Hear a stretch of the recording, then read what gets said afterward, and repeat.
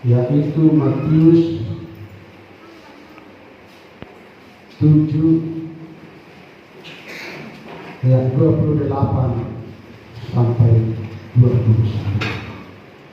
Matius 7 ayat 28 sampai 29. Kita akan sama-sama membaca firman Tuhan. Buku firman Tuhan itu kesan pendengar. Kalau sudah ditemukan katakan amin. Satu, dua, tiga. Dan setelah Yesus mengakhiri perkataan itu, jumlah orang banyak itu mendengar kebenarannya, sebab ia mendengarkan seorang yang berdosa, tidak seperti mereka. Puji Tuhan. Firman Tuhan katakan, setelah Yesus mengakhiri perkataan ini. Apa ini perkataan ini yang dimaksud dalam firman Tuhan? Firman Tuhan ini menjelaskan adalah khotbah Yesus di bukit. Kalau kita baca itu nanti Matius 5, maka firman Tuhan ini menjelaskan bahwa mereka takjub. Setelah saya membaca firman Tuhan ini, lalu sudah saya berpikir, apa yang membuat mereka menjadi takjub akan khotbah Yesus di bukit itu? Apa yang membuat orang menjadi takjub akan isi khotbah Yesus yang ada di bukit itu? Nah, ini saudara-saudaraku yang dikasih Tuhan. Ketika kita baca itu, ada di sana beberapa kali dikatakan berbahagia.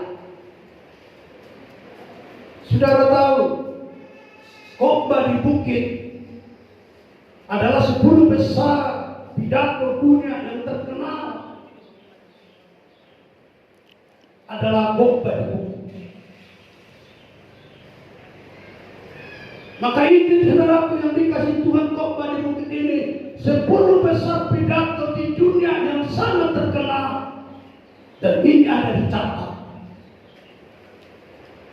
Nah, saudara-saudara yang dikasih Tuhan, hari ini firman Tuhan ini perlu kita renungkan apa yang membuat orang-orang takjub akan khotbah Yesus di bukit itu. Salah seorang saudara itu adalah orang India. Saudara tahu, Mahatma Gandhi. Mahatma Gandhi ini adalah seorang pejuang India. Dia sangat kagum, dia sangat takjub akan khotbah Yesus, sekalipun dia tidak orang Kristen. Tapi dia sungguh takjub. Setelah dia membaca ini, saudara yang dikasih Tuhan, khotbah Yesus di bukit itu, lalu dia berprinsip, hari Minggu saya akan pergi ke gereja Kristen. Dia pergi ke gereja Kristen di India. Dan waktu itu gereja yang ada di sana adalah yang dipimpin oleh orang Inggris. Sebab India waktu itu adalah dijajah oleh Inggris. Maka dia pergi. Lalu dia pergi ke datang di gereja itu. Lalu disambut 2 orang Isher atau penerima tamu. Bapak mau kemana? Dia berkata, saya mau ke gereja. Saya dengarkan khotbah di bukit bahwa orang akan berbahagia ketika dia lapar. Orang akan berbahagia ketika dia susah, sebab dia akan dihiburkan. Oh, itu benar, kata kedua dari matamu itu. Tapi Pak, di gereja kami ini tidak ada seperti pakaian Bapak.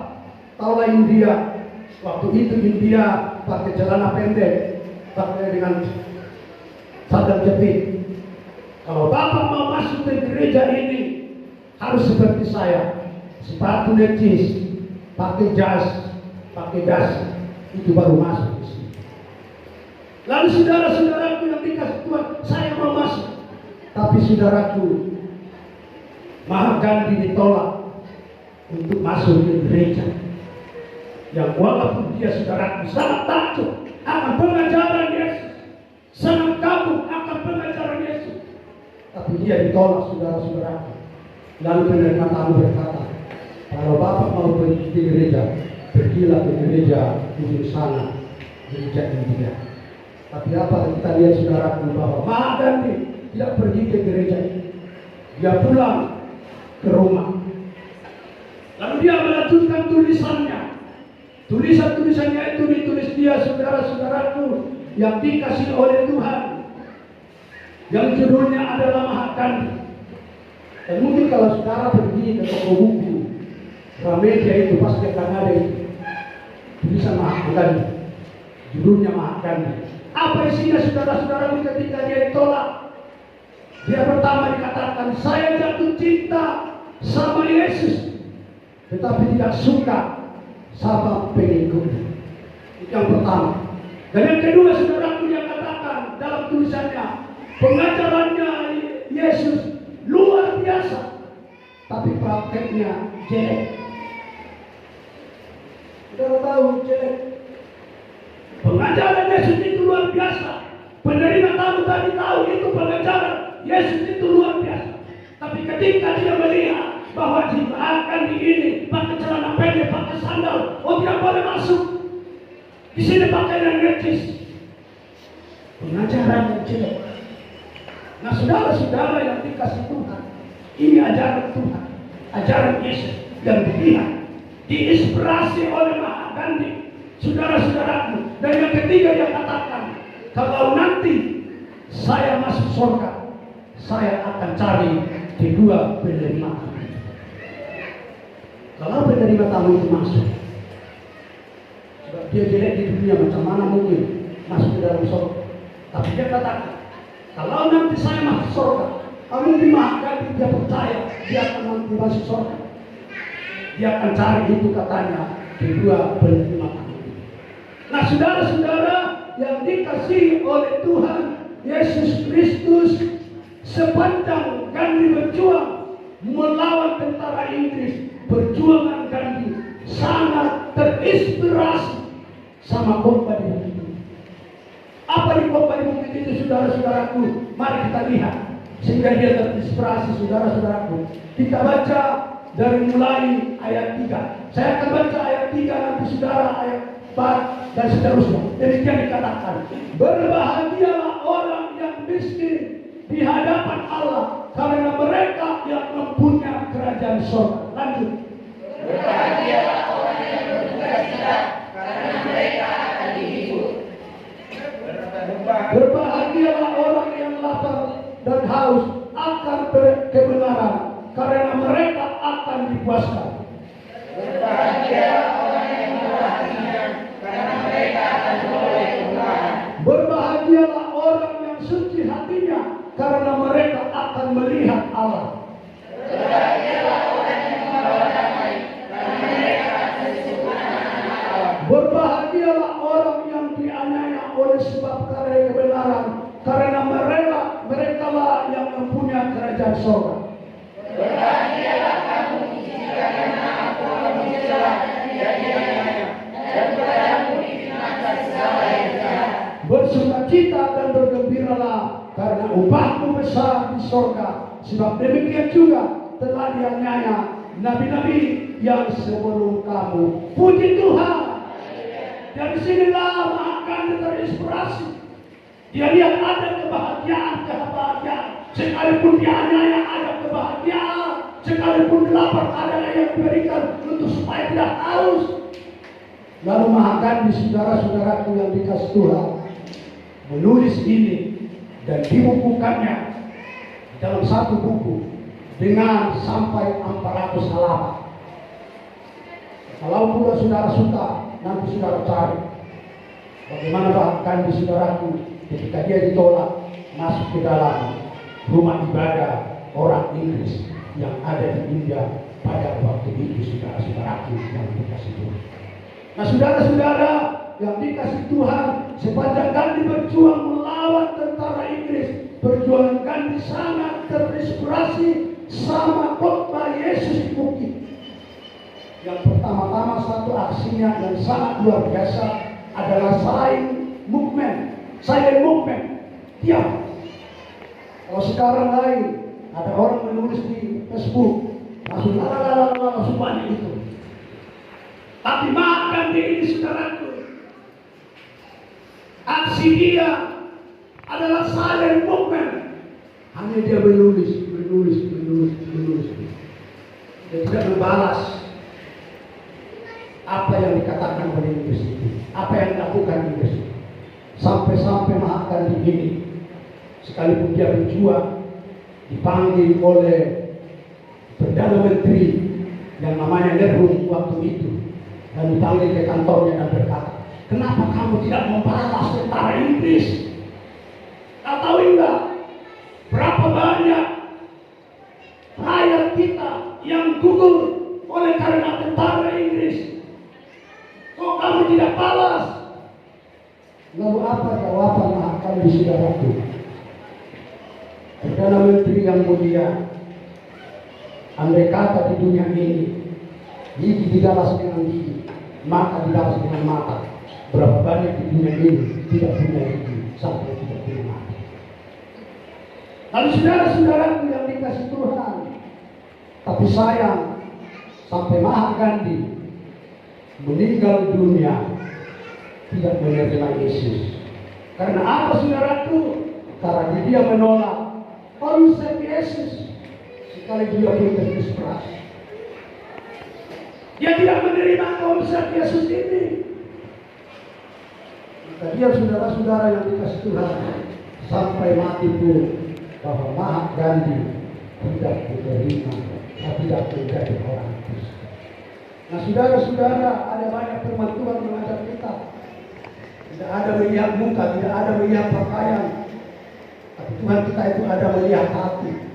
Maka oleh karena itu, artinya itu menggambarkan tidak boleh membedakan antara satu dengan yang lain, bahwa kita sesungguhnya adalah sama di mata Tuhan.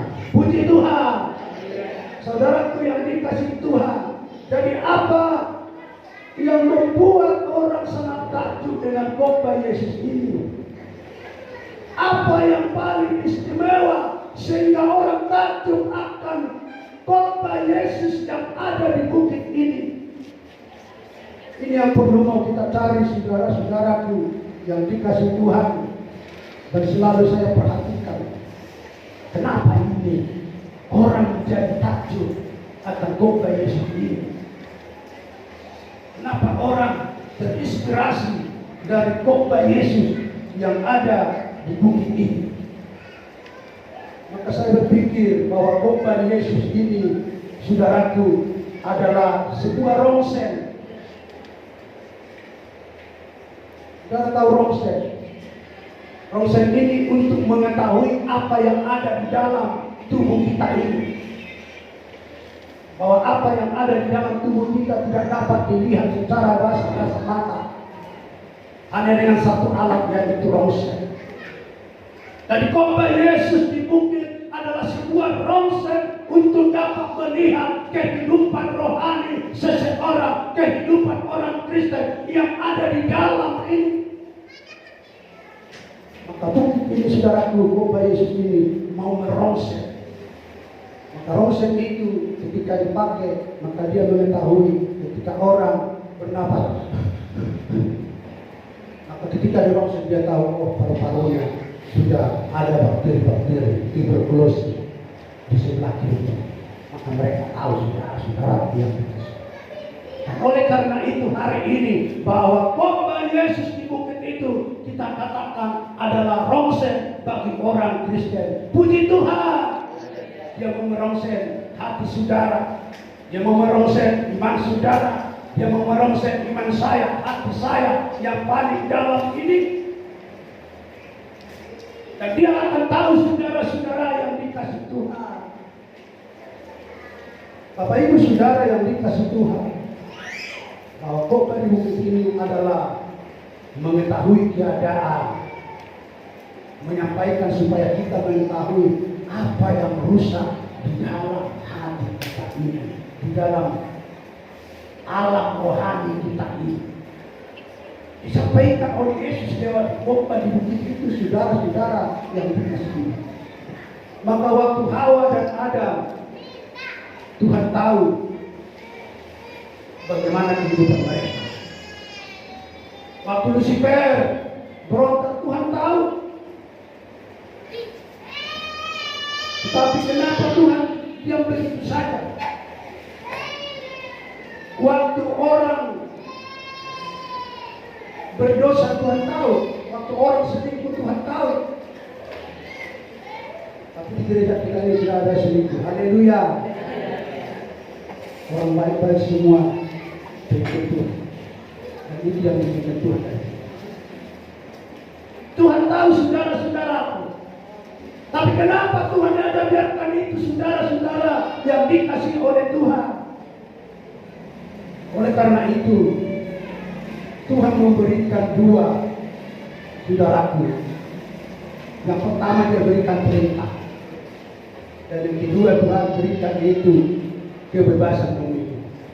Dan kalau kita melakukan perintah itu, maka kita akan begini. Ketika kita tidak melakukannya, maka kita akan begini. Dan Tuhan berikan itu adalah kebebasan.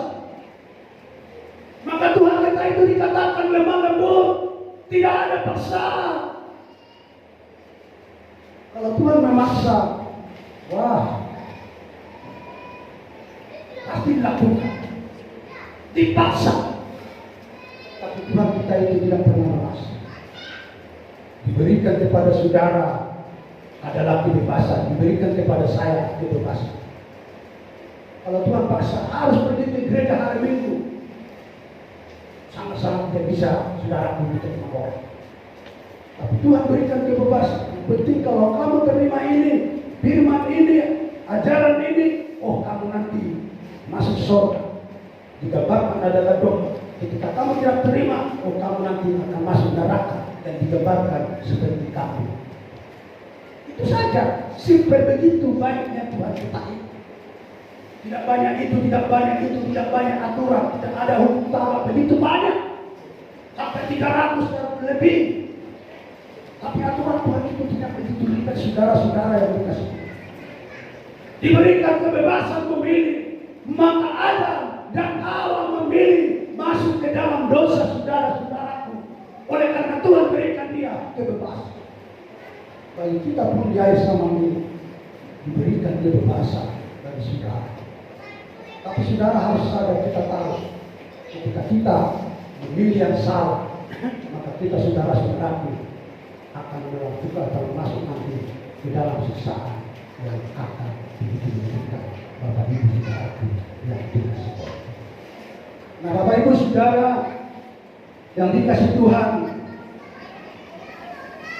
hari ini kita akan memperhatikan satu ayat khotbah bukit Yesus, yaitu ayat yang ke-6. Dikatakan demikian, berbahagialah orang yang lapar, haus akan kebenaran, karena mereka akan dipuaskan. Mereka akan dipuaskan. Saudaraku yang dikasih Tuhan, ada efek kalau orang tidak makan. Pasti ada efek kalau orang tidak minum. Pasti ada saudara-saudaraku yang dikasih Tuhan.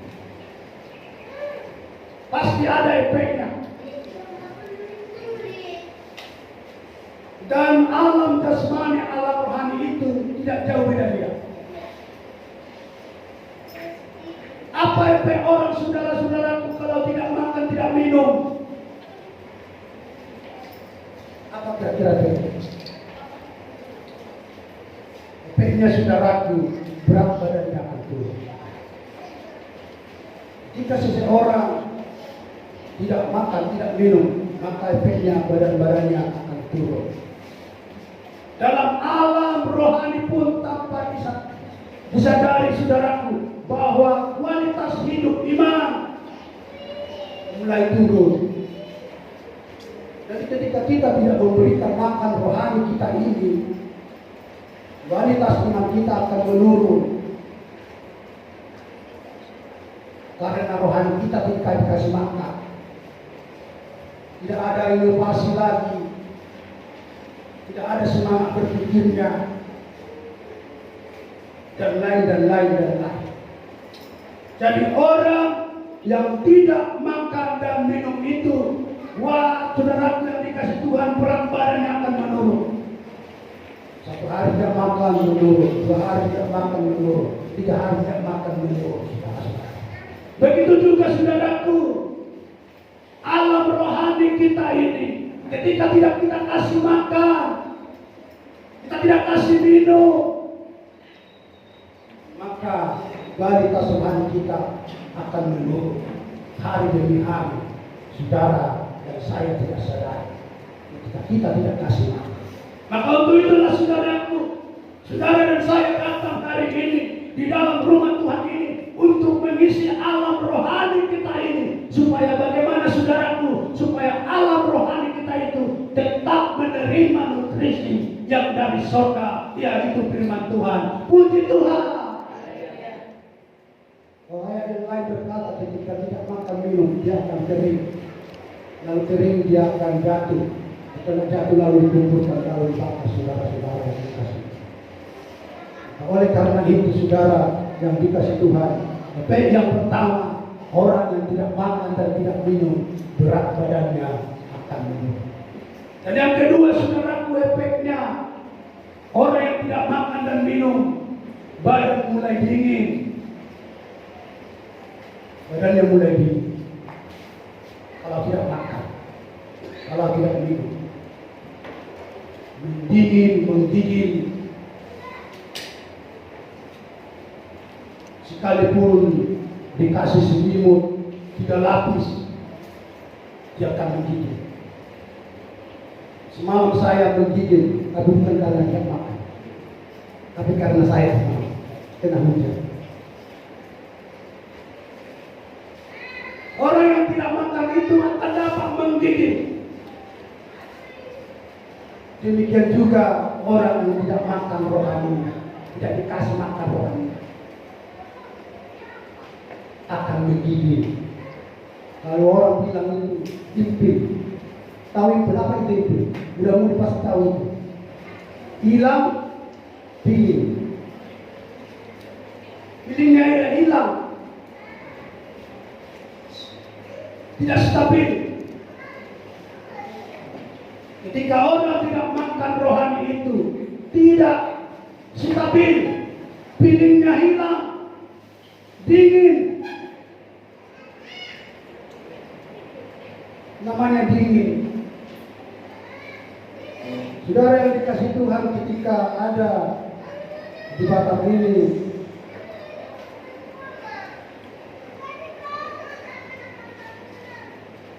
seminar nasional GPI, lalu pendeta-pendeta dari luar datang. Orang itu berkata, wah luar biasa itu jembatan Batam.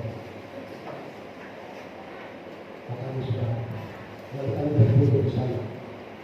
Berapa minggu lagi orang itu pulang ke Medan, langsung di posting dengan saya. Oh ini luar biasa Pak, pendeta selain untuk kita lihat. Tapi kalau kita yang di Batam ini, kalau pergi ke Batam udah biasa saja kan.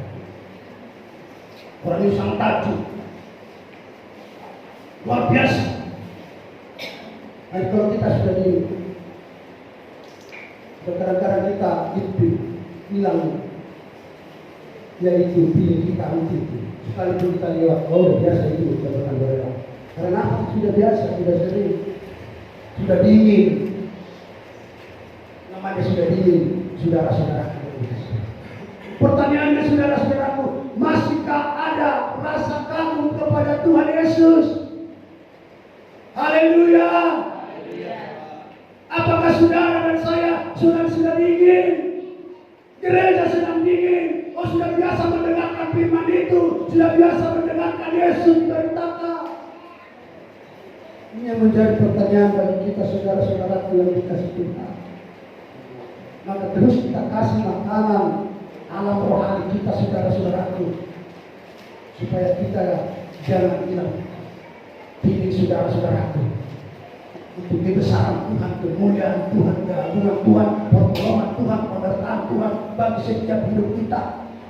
Sebab orang yang tinggi akan Yesus itu, saudara-saudaraku, dia tidak tahu, dia tidak sadar, dia tidak mengerti betapa baiknya Allah itu, betapa baiknya Tuhan itu menolong, memelihara, menjagai setiap waktu, setiap saat,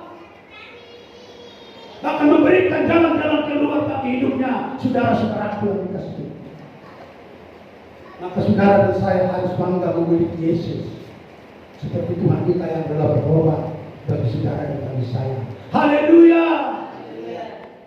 Oleh karena itu jangan mau hilang diri saudara kepada Yesus, tapi nyatakan dalam hidupmu bahwa Yesus itu adalah segala-galanya, bahwa Yesus itu luar biasa dalam hidup kita. Pengorbanannya kita renungkan dalam hidup kita, kita lihat dalam hidup kita bahwa itu nyata diberikan bagi setiap kehidupan kita, saudara-saudaraku yang dikasih. Dan yang ketiga, saudara-saudaraku, efek daripada orang yang tidak makan dan tidak minum itu menjadi halusinasi.